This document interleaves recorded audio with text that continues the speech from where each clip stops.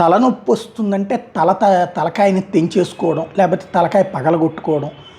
గొంతు నొప్పి వస్తుందంటే గొంతు కోసేసుకోవడం పరిష్కారం కాదు.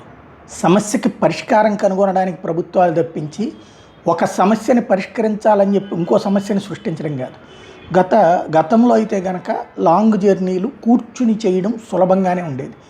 కానీ ఆహారపరమైనటువంటి లోపాలు కావచ్చు, శారీరకపరమైన లోపాలు కావచ్చు, విటమిన్స్ ఇంపాక్ట్ కావచ్చు, ఇప్పుడు పడుకుని రాగలిగితే తప్పించి జర్నీలు చేయలేకపోతున్నారు లాంగ్ జర్నీలు.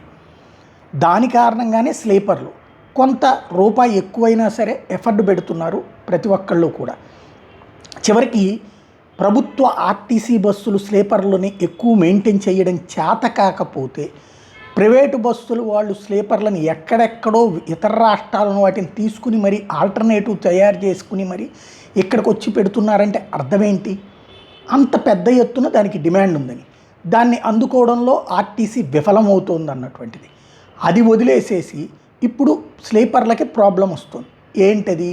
ఎమర్జెన్సీ సీట్లు ఎక్కడైతే ఉంటాయో, ఎమర్జెన్సీ గేట్ ఎక్కడైతే ఉంటాయో అక్కడ కూడా వాళ్ళు బెర్తులు ఏర్పాటు చేస్తున్నారు. దాంట్లో ప్రాబ్లం వస్తుంది. ప్రభుత్వం ఏం చేయాలి పరిష్కరించడం అంటే, ప్రతి బస్సుని చెక్ చేసి లేదా అన్ని ఏజెన్సీలకి ఆర్డర్ ఇచ్చి ఖచ్చితంగా మీరు ఆ ఎమర్జెన్సీ గేట్ దగ్గర బెర్త్ ఉండటానికి వీల్లేదు, అది తీసేయాలి.